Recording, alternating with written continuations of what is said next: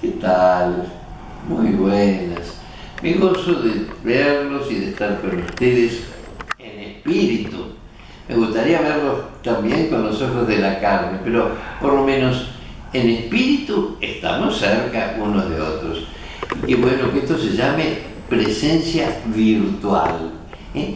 Porque en virtud del poder del Espíritu Santo somos un solo corazón, un solo espíritu. Gloria a Dios por eso.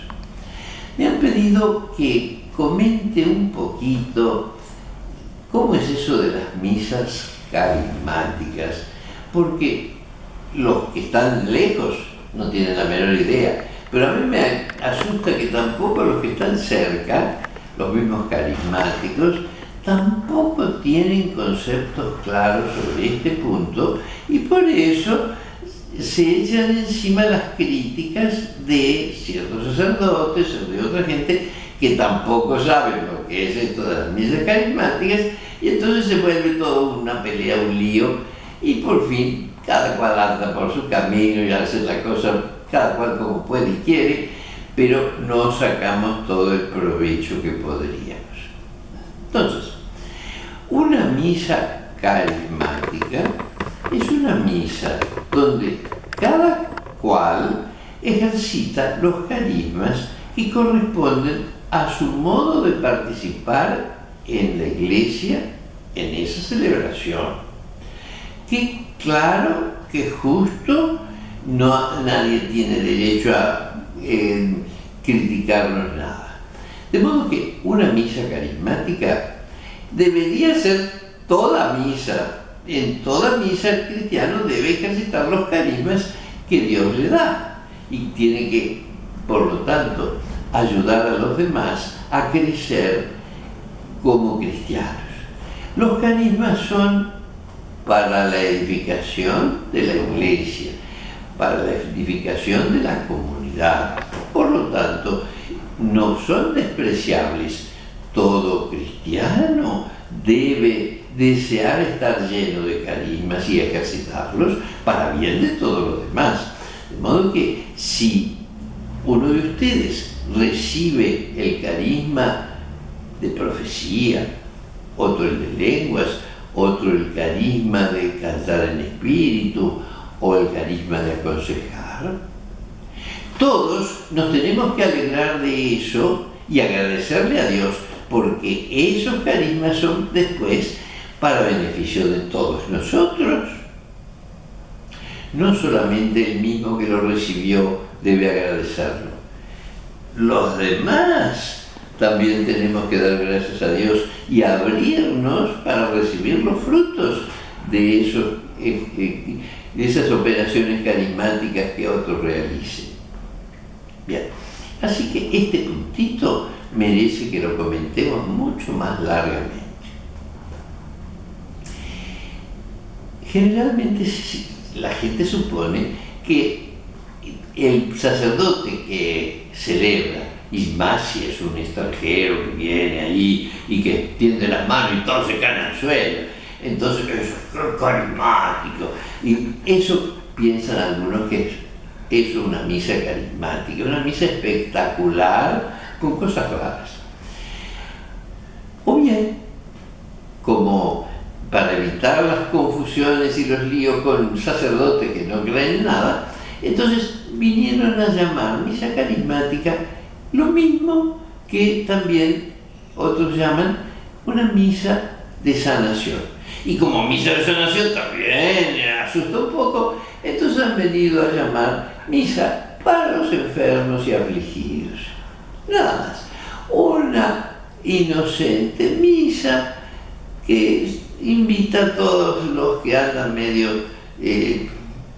angustiados, solos, llenos de problemas, para que vengan y ahí se les da un consuelito y se les dicen 4 cositas buenas y todos contentos.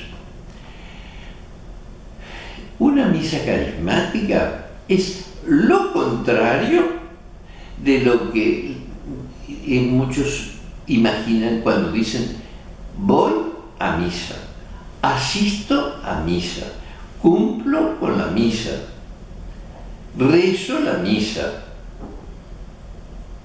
asisto a misa, me aburro en la misa. Eso es lo que la gente supone. Una cosa de oír misa, de estar ahí, de asistir. No, señor. En la misa todos celebramos la misa, ofrecemos la misa, participamos en la misa, vivimos la misa. Qué bueno. Y por eso los textos litúrgicos insisten en eso cuando, por ejemplo, el sacerdote dice: oren para que este sacrificio mío y de ustedes sea muy grato a Dios Padre Todopoderoso. De modo que en ese caso está insistiendo en eso. La plegaria eucarística primera, que es la que ahora se reza muy poco porque es más larga que las otras, pero que en cambio desde el siglo IV hasta el concilio se rezaba todos los días, y por eso se llamaba entonces canon, o sea, regla fija que determina lo sustancial del sacrificio eucarístico. Bueno, en esa plegaria eucarística primera, varias veces el sacerdote dice: oren para que este sacrificio, que es mío y que también es de ustedes, y que ustedes ofrecen, y le pide a Dios: Señor, por estos, que ellos mismos te ofrecen este sacrificio. Qué bueno, que sintamos que nosotros estamos haciendo un papel activo en la Eucaristía. Bien, de entre los carismas que los fieles deben ejercitar, el más interesante y el que yo más les recomiendo es ser contagiosos, que su fervor en el espíritu irradie fuego y encienda los corazones de los demás. Normalmente eso lo hacen los carismáticos sin necesidad que nadie se lo enseñe. Cuando voy a una iglesia y la gente está uno en cada banco, generalmente en los extremos del banco para que no entre nadie más, y están lo más lejos que pueden del altar. Han ido a esa misa por cumplido, porque es la misa por un muertito de un vecino, o porque es la misa para no irme al infierno, tengo que ir a misa el domingo, pero van así sin experiencia religiosa profunda. Entonces se comprende que el sacerdote mismo quede congelado con el frío de todos ellos. Cuando yo tengo que predicar ante un auditorio así, no me sale nada. En cambio, cuando estoy en una misa de carismáticos que antes de empezar ya llegaron media hora antes y están en los primeros bancos bien apretujados, esa misma actitud contagia fervor. Es una comunidad orante, ardiente, ferviente en el espíritu, asiduo en la oración, como dice Romanos 12. Esa fuerza carismática la experimentó el Papa. Él lo ha confesado y los que lo hemos ido conociendo desde antes lo testificamos. Él antes decía que nosotros éramos una escuela do samba y no quería nada de cosas raras en la misa. Por su parte, él celebraba sobriamente, no transfundía ningún sentimiento hacia afuera, rezaba sobria y rectamente, pero no con un fervor contagioso. Pero a medida que fue conociendo la renovación, a medida que fue presidiendo esas misas carismáticas que él mismo empezó a organizar, donde tenía alrededor del altar un montón de sacerdotes carismáticos y tenía la catedral repleta de fieles carismáticos, se fue encendiendo. Él mismo confiesa que, por ejemplo, le hizo muchísimo bien el canto, Él vive, Él vive, vive, vive. Eso en el Olímpico de Roma, ante 50.000 carismáticos, confesó eso y agradeció que le cantaran en castellano ese mismo canto, y después contó que ese canto le había ido movilizando mucho. Qué interesante que un sacerdote, cuando tiene un público ardiente en el espíritu, se contagia y puede entonces predicar con más entusiasmo. No necesita repetir lo que tenía aprendidito en un papel cuando la estudió esa homilía que iba a dar, sino que el Espíritu Santo mismo lo llena de fuego y se le ocurren 1000 nuevas inspiraciones para esa predicación. Y aprende también a expresarse de una manera menos formal, menos prolija y más espontánea, más dócil al fuego del Espíritu. Qué interesante. O sea que el fiel puede irradiar también en el mismo sacerdote que preside y en todo el grupo, en todo ese conjunto. Estoy pensando en un señor que hace muchos años me dijo que tenía muchas dificultades respecto de las cosas de la iglesia, en fin, se veía que estaba flojo y frío. Bueno, con mucho gusto lo voy a atender, venga, y le dije que viniera una media hora antes de la misa carismática que yo iba a tener. Así que si después charlamos, si quería, podría venir a la misa. Resulta que se le hizo tarde y cayó directamente a la misa. Así que lo llamé después. Bien, usted me decía que tenía cosas que no le llenaban y que quería discutirlas conmigo. Bueno, ¿cómo no vengo? ¡Ah, no! ¡Ya se me fueron! Ya se me fueron las objeciones cuando me encontré con una comunidad que ardía en el espíritu. Qué interesante eso. De modo que nuestras misas carismáticas tienen una fuerza de irradiación interesante que vale la pena que la tengamos en cuenta. Qué bueno que podamos vivirlo así. En estos últimos días hemos publicado 2 tomos sobre pastoral de nuestra irradiación, refiriéndome a la pastoral de las convivencias y de toda esa escuela de espiritualidad carismática que va irradiándose por muchos lados. Entonces están, entre otras cosas, mencionadas estas cositas para irradiar a nivel grupal, en nuestros grupos de oración, y en un nivel más ampliado también en esas misas masivas, donde a veces vienen, a título de que vienen todos los enfermos, todos los rayados, toda la gente que las demás instituciones patean hacia afuera, la renovación carismática los recibe. Inclusive hasta los invita, vengan todos los que están agobiados con trabajos y cargas, ven que yo los aliviaré. Eso que decía Jesús es lo que también nosotros decimos. De modo que cuando se habla de los más pobres y que tenemos que tener misericordia por los más pobres, justamente nosotros a esos que todos los demás pelotean, nosotros les decimos bienvenidos y los ayudamos a sanar.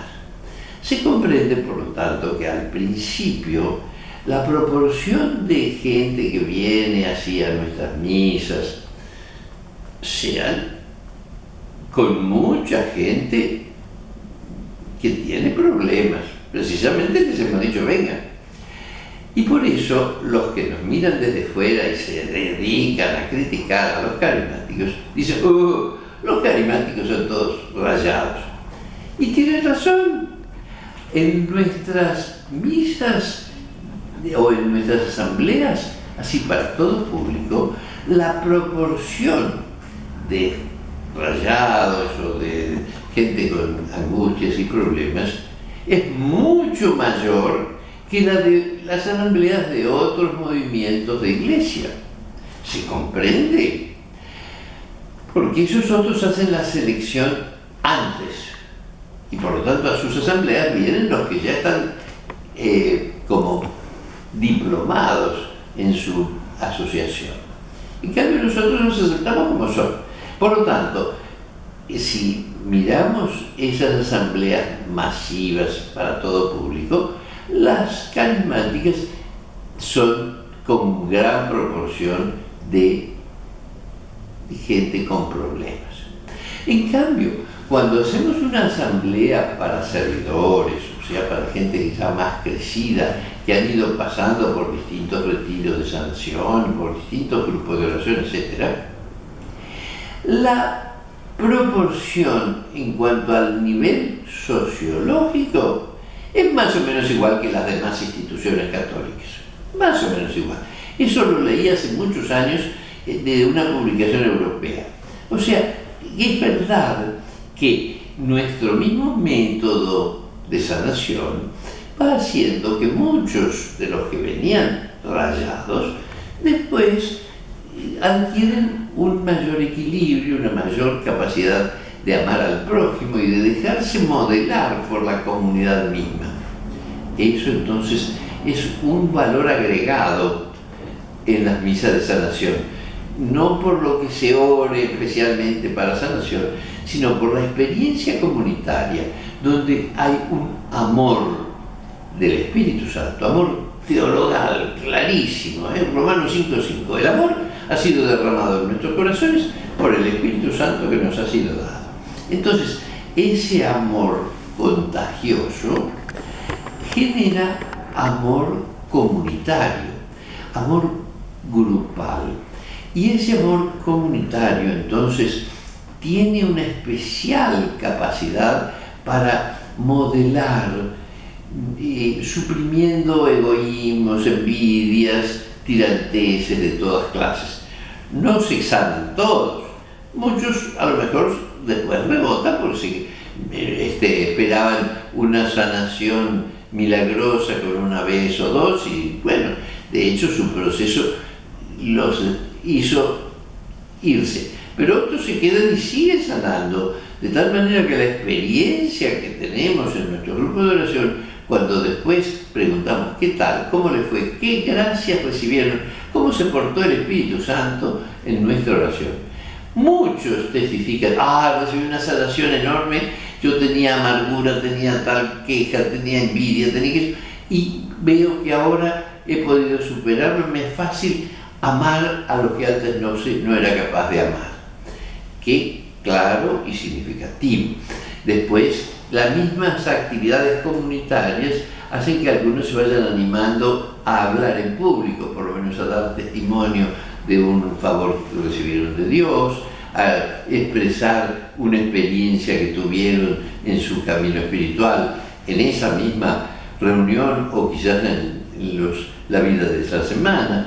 En fin, cositas que les van haciendo desarrollar valores sociales que permiten entonces un crecimiento. Por eso decía que cuando las reuniones son entre gente que ya tiene más camino andado, nuestra proporción de madurez psicológica es equivalente a la de las demás instituciones cuando se trata de reuniones entre servidores. Gloria a Dios por eso. Así que me interesa recalcar que las misas carismáticas son interesantísimas porque uno va penetrando cada vez más en los carismas que puede ir realizando, en la medida en que sale de su egoísmo, porque al principio uno viene para sanar sus angustias, sus problemas, pero cuando ya puede descubrir la dimensión comunitaria, entonces en todo momento, en lugar de estar pidiendo por él, está pidiendo por todos. Por ejemplo, el primer momento de la misa es especial para ejercitar el carisma de liberación. Sí, es liberación. No es solo para algún exorcista cualquiera. No, de liberación. Cuando llegamos a una misa dominical, después de todas las trifulcas, problemas, trabajos, amarguras de la semana, fácilmente llegamos cargados de mufas. Y entonces, qué bueno que en esa primera oración penitencial nosotros nos carguemos del carisma de liberación para pedir a Jesús liberación, salud, fuerza, para poder estar concentrados y recogidos en la celebración de la resurrección de Cristo. Entonces, tú que conoces nuestras faltas, nuestros pecados, nuestras flaquezas, nuestras miserias, nuestros egoísmos, Señor, ten piedad. No para pedir que tenga piedad de mí, que tengo eso, sino todos nosotros que no nos entendemos, que nos quejamos, que nos amargamos, sana todas nuestras amarguras.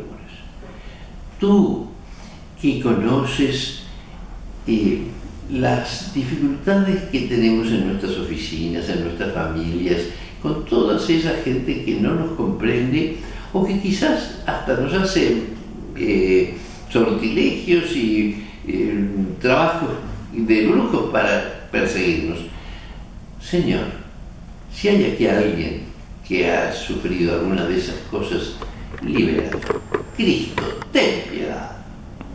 Qué lindo ir pidiendo así por esas cosas que podrían ser un impedimento para que ahora celebremos esta Eucaristía centrados en Cristo, olvidándonos de las cosas que son demasiado terrenales, las cosas que nos esclavizan la tierra, los miedos que tenemos por algún peligro de enfermedad o por algún peligro económico o porque hay conflictos en mi familia.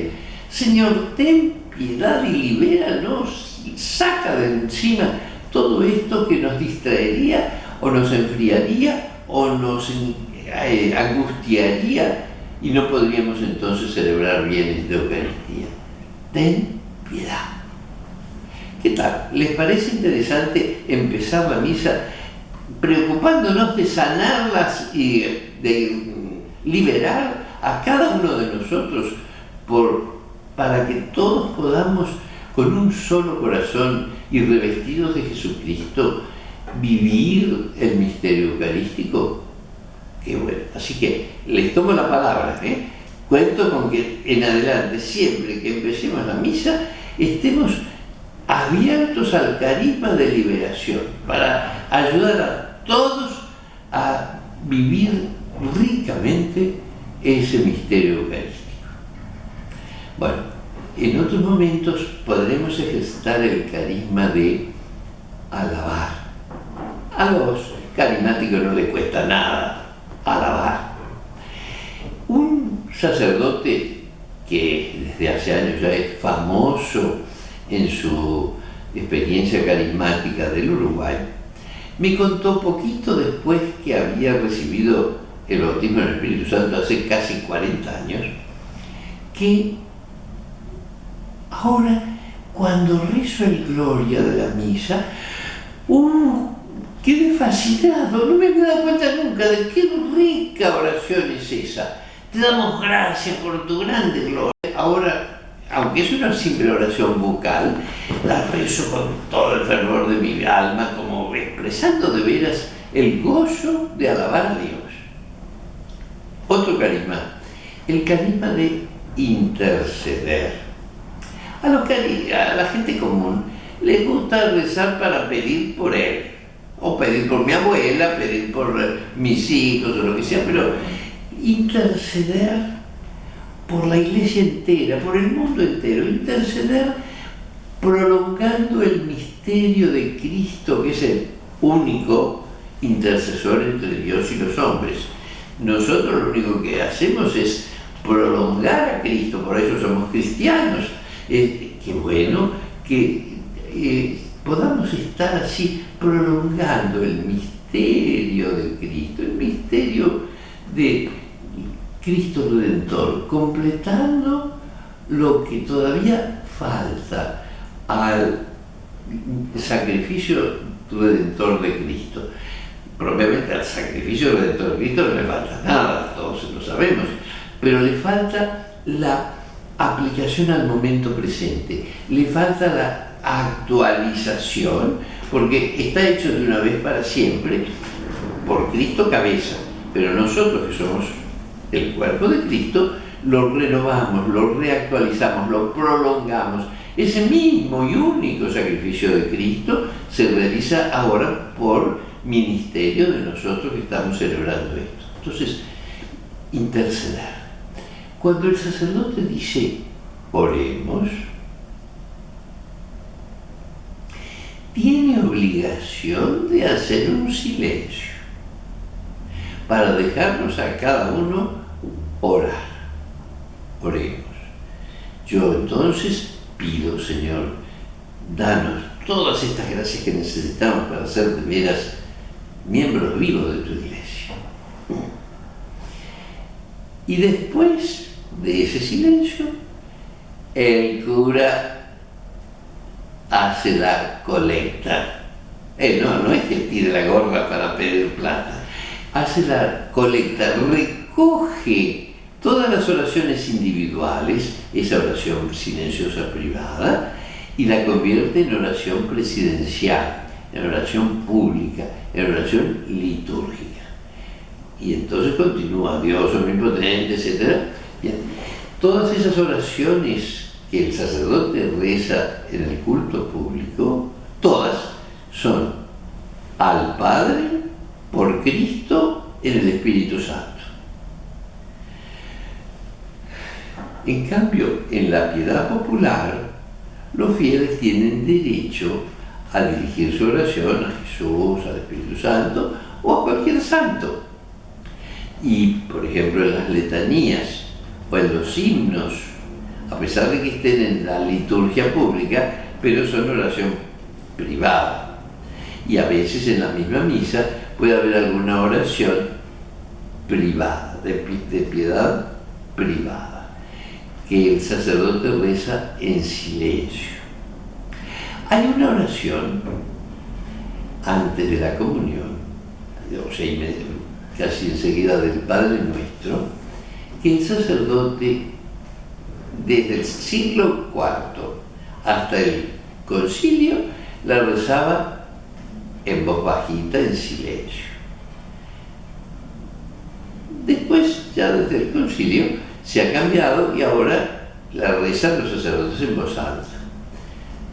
Señor Jesucristo, que dijiste a tus apóstoles, la paz les dejo, etc. Es una oración para pedir por la iglesia, pedir por la paz y la unidad de la iglesia. Esa oración, razonablemente, ahora el sacerdote la reza en voz alta.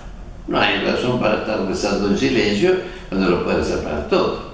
Pero la cosa es que ahora en distintos países eso ha dado pie para que los fieles también, momentito, esta oración es de la piedad popular, o sea, nos corresponde a nosotros. Por lo tanto, si ahora el sacerdote lo reza en voz alta, nosotros también. Así que, cuando yo celebro, frecuentemente invito a todos a que también, junto conmigo, recen esa oración que está dirigida no al Padre por Cristo en el Espíritu Santo, sino está dirigida a Jesús mismo. Y le pedimos entonces que que no escuchen nuestra miseria humana, sino la fe de la Iglesia que pide por la paz y la unidad. Bueno, qué bueno. Y así vamos ejercitando los distintos carismas, algunos de ellos muy escondiditos que casi no se dan cuenta. Por ejemplo, el carisma de dar. Eso de que con meter la mano al bolsillo y entregar una moneda en la bolsa, yo he ejercitado el carisma de construir el reino de Dios a través de este dinero que Jesús mismo llama mammona iniquitatis, dinero que es como el ídolo del dios Mamón, o sea, de la preocupación que tiene el mundo por robar o por estafar con el dinero, la preocupación de la avaricia, todas las cosas que pueden cometerse con el mal uso del dinero. En cambio, cuando en el momento de la ofrenda yo doy ese dinero, he estado ejercitando el carisma del Espíritu Santo para que ese mismo gesto se convierta en un gesto para la construcción de la iglesia, para la edificación de la iglesia, en el sentido de edificación de los muros o de las necesidades materiales, o también para la construcción de las iglesias domésticas de los pobres y todos los que pueden necesitar de mi limosna. Así que qué interesante ejercitar el carisma de dar. Y así los demás carismas, innumerables carismas. A los carismáticos también les gusta mucho el carisma de dar la paz.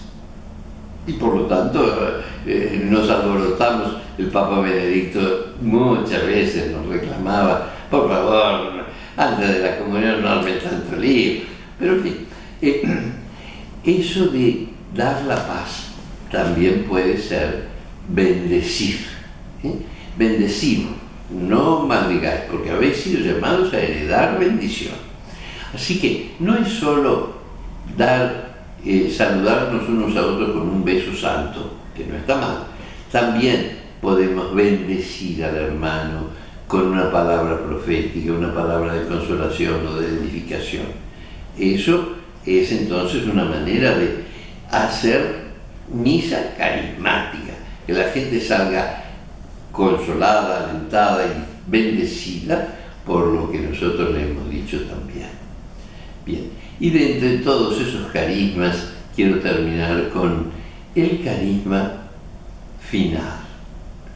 Pueden ir en paz. En latín, ite missa est. Misa, en latín, significa envío, misión.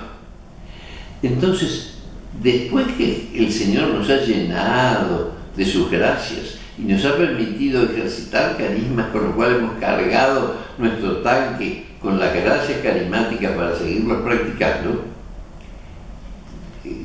Dios nos dice, bueno, ahora vayan a transmitir todo eso, vayan y repítanle a todo el mundo eso. Por ejemplo, una esposa que está por ahí ahora oyendo, cuando le cuente a su marido, mira, estuve oyendo esto, y el padre hizo notar que lo que yo estuve recibiendo en esa charla era un bien ganancial, de modo que la mitad te corresponde a vos, así que ahora te lo transmito, y entréguenle la mitad de todo lo que ahora han recibido. En el nombre del Padre, y del Hijo, y del Espíritu Santo. Amén. Amén.